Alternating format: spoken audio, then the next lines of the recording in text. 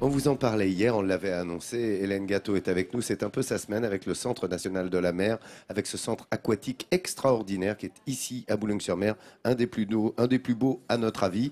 Et Hélène, tu vas vous amener dans un endroit unique, les coulisses de ce centre de la mer. Ce qu'on ne peut pas voir quand on va visiter en tant Midi en que France. spectateur, touriste, l'aquarium de Boulogne-sur-Mer, eh bien, nous allons vous le montrer.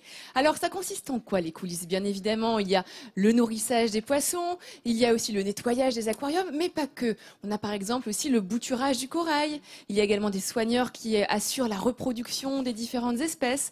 Et toutes ces activités sont véritablement l'œuvre de passionnés que nous avons suivis le temps d'une journée.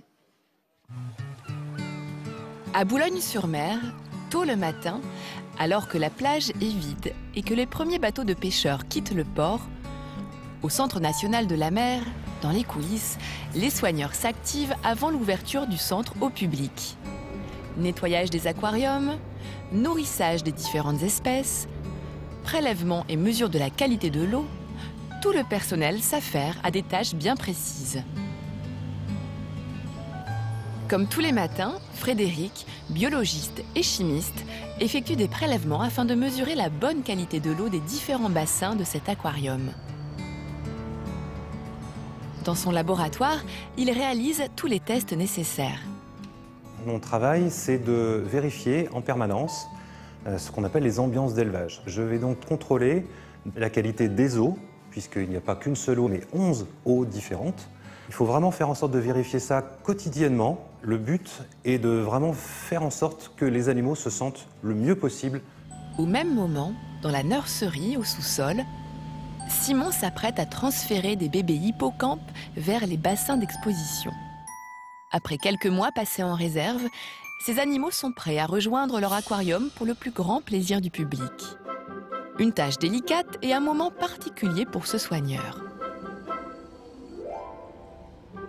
Si on peut voir ça comme une famille, c'est le moment où je laisse les enfants prendre leur indépendance. Puisque maintenant, ils ne sont plus dans les réserves, ils sont passés dans la partie exposition. Au Centre national de la mer, Simon s'occupe également de nourrir les différentes espèces marines. En cuisine, il prépare la nourriture qui sera servie aux poissons du lagon, l'un des principaux aquariums. Au total, 2000 espèces différentes évoluent dans ce bassin. Le nourrissage est réalisé en public, plusieurs fois par semaine. Certaines espèces, dont les raies à points bleus, nécessitent un nourrissage à la main. Ces animaux sont préalablement entraînés à réagir à un stimulus auditif pour être nourris. En l'occurrence, avec les raies le clapotis de l'eau. À chaque fois que le son est émis, ces poissons comprennent que c'est l'heure de manger et se rapprochent du soigneur.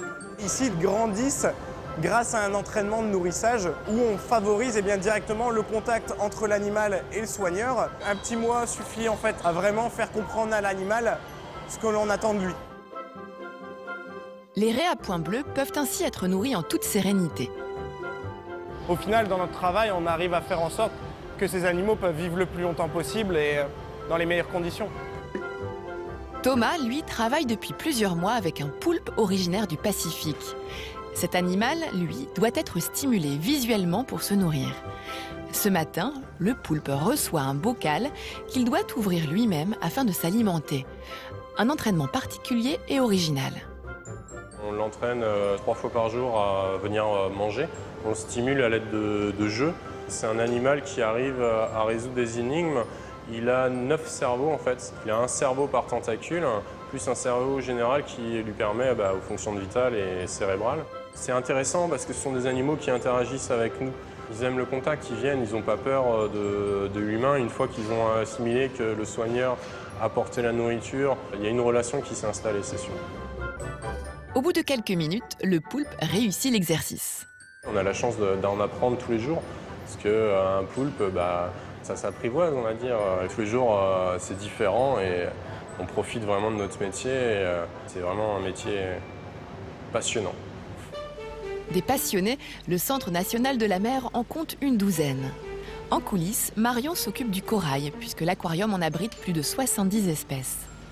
Aujourd'hui, elle pratique le bouturage, en quelque sorte la reproduction. Une mission primordiale, puisque le corail n'est pas seulement un élément de décor, mais un composant majeur de la biodiversité.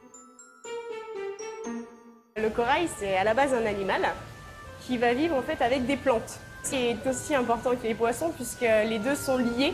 Donc le corail a vraiment sa place dans un aquarium. C'est beau, c'est vivant, c'est un côté un petit peu magique. Moi je trouve que c'est vraiment un exemple de ce que la nature peut faire de sympa.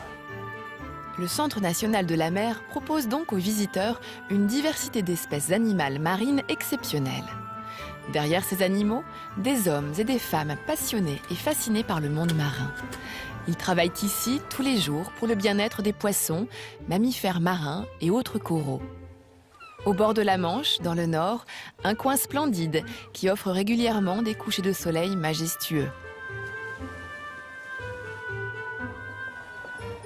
Encore un joli ciel. Zinzolin. Encore, Zinzolé. voilà. Limite un carnat. Ah, limite. Bon. On n'imagine pas quand on va à l'aquarium comme ça, toute cette vie qu'il y a en coulisses, tous ces hommes et ces femmes qui s'activent pour nous offrir juste un spectacle extraordinaire. Alors, on a également les soigneurs qui participent à ce qu'on appelle le training médical des animaux. Ça va être le cas, par exemple, avec ces lions de mer. Le training médical, c'est quoi? Eh bien, c'est faire adopter aux animaux un comportement, une posture, de façon à faciliter les examens cliniques des animaux. Regardez, par exemple, là, comme elle est heureuse d'arriver vers son soigneur.